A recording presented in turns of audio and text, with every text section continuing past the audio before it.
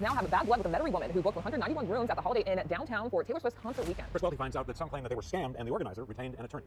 When megastar Taylor Swift announced her New Orleans tour stop, Metairie native Rebecca Fox jumped to book 191 hotel rooms at the Holiday Inn downtown New Orleans. She says she charged $25 per person on top of the $500 for a room. Last week, Fox said the hotel agreed to her event. They were extremely apprehensive, but I think once their, marketing and salesperson said, no, you don't understand what Taylor can do and what that can bring to our property, then they changed their minds. Fox says she didn't upcharge for the rooms and didn't profit off the bookings. She says the $25 a person went to fund an Eras convention. But when some Swifties arrived for the convention and other events planned by Fox, they were surprised. Everybody works really hard for their money, and anytime somebody is promised, a product that they're purchasing or an event or something like that, then they should be given what they're paid for. Meghan Trainor and her daughter traveled from Memphis. They did not stay at the Holiday Inn, but say they paid for multiple events hosted by Fox's business, the Friendship Bracelet Project. The ballroom is completely empty, and there were 3 vendors. And so I asked them, hey, are we in the right place? And they said, we have no idea. Attorneys say other events Fox created and sold, like a DJ dance party, didn't live up to what she promoted. They say the DJ dance party didn't include the DJ. The DJ who was originally booked says despite multiple inquiries, Fox never confirmed the performance. I think continuing to take people's money, push the sales of these events, knowing that it wouldn't be what was advertised.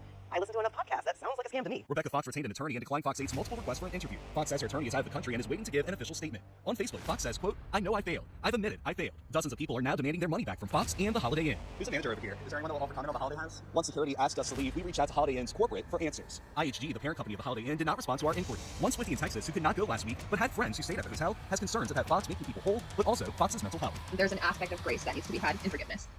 A spokesperson for Louisiana Attorney General Liz Murrill says her office has not received complaints about this event. The AG is looking into claims hotels cancel reservations and rebooked at higher rates. The AG's office says someone also reported a Ticketmaster scheme.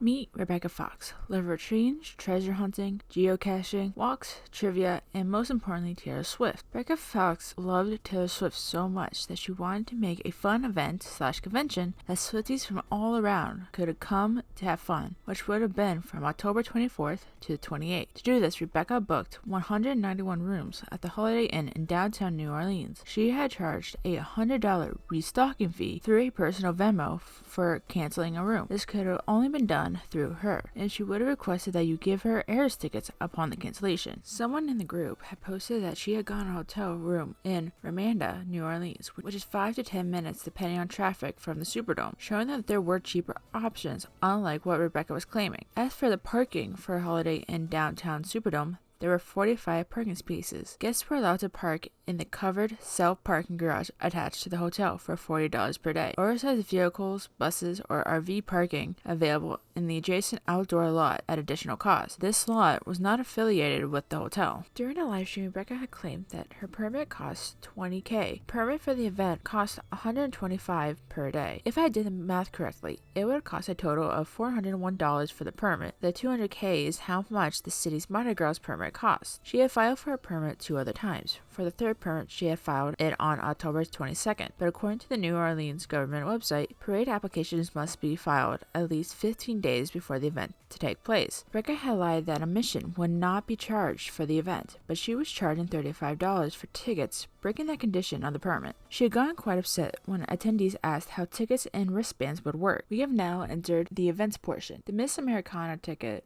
was the most expensive package. It is an all-inclusive VIP package for the Holiday Inn experience. These tickets cost between $1,000 to $1,250. As for the breakfast at midnight experience, Rebecca claimed that she charged $35 per person to attend the breakfast. A flyer on the website says that the event is charging between $45 and $55. The breakfast at midnight, along with the Bejeweled brunch, which cost more than $100 to attend, was reported to just be a small continental breakfast and some cupcakes. This, to be honest, was like a sad school breakfast.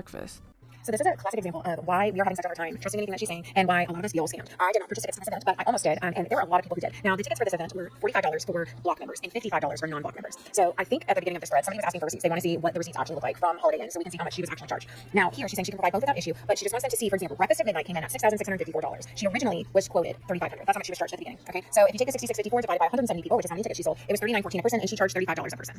Now, the original price was $3,500, not the $66.54. So she's saying that she only charged $35 a person. She charged less than what she was charged. But that's not the case. She was only charged $3,500 when she was selling these tickets for $45 and $55. Here, I'll show you right here. So you can see she did not charge $35 a person. She charged $45 and $55. So let's run some numbers really quick. So let's just say she charged everybody $45. This would have been the total. Okay, now let's subtract it from what she was originally charged. And now let's subtract it from what she was actually charged. The whole problem with this is she continually says, I am doing this for free. I am not being paid for this. I am not making any money off of this.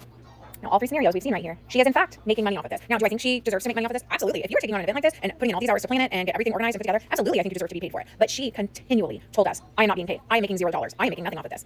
The math is not mathing in her favor.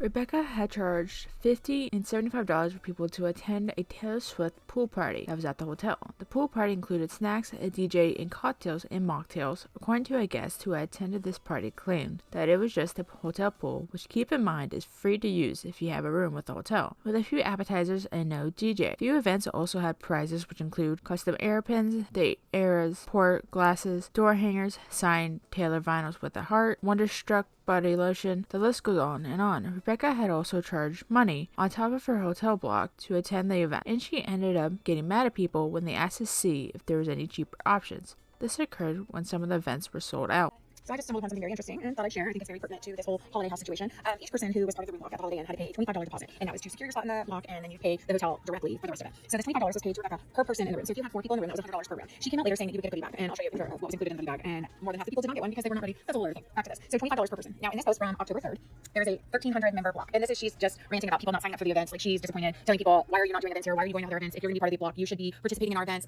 Basically that she's trying to be fair. We're out of time. She wants to get the block finished. She basically is saying that she's going on the list, and people who have purchased tickets or have been participating, they get the rest of the rooms that are remaining. So anyways, back to 1,300 member block. So she's saying there are 1,300 members currently in the block which have rooms. Okay, so she charged $25 deposit, right, per person to be in the block. So let's go look at the math real quick. So if there were in fact 1,300 people in the block and they all paid the $25 non-refundable per person fee, that is $32,000 that she received from those deposits. And in return, you were to get a goodie bag. So the goodie bags came in these brown paper sacks with this lime green tissue paper, and this was the contents. I will add that the cold brews was generously donated. So I can see why people were upset. I can see why people feel that it wasn't fair, that they did not get their money's worth off of just the few things that I touched on. And there are more events. I haven't even covered the pool party or the dance party, which were both total failures. It's really sad because when you run the numbers, the money was there. So where did the money go? What happened? I guess we'll never know. She would also get rude when people would ask about unrelated events, saying that they should get out of the group. When someone who uses an electric wheelchair asked if the events were wheelchair accessible, Rebecca would get angry and saying that nothing she does is good enough for you. When that same attendee was attempting to make a second line rain plan for herself in case she would not be able to attend since her chair could not get wet, Rebecca yet again got angry, saying that the hotel was so close to the venue and that she shouldn't need a ride. If Rebecca didn't seem like an asshole before, she will after this. Rebecca had also petitioned for herself to receive the 22 hat for Taylor. It is important to note that the hat is typically given to a child, sometimes that have cancer or other serious health problems. She had even compared her Hulk and Broke to the child's struggles, in that she had also made some nasty comments to a mom who wanted her kid to be the one to receive the hat. That's it for today's video. I hope you guys enjoyed. As always, tell me what you guys think about this in the comments down below. I'll see you guys in the next one. Bye bye.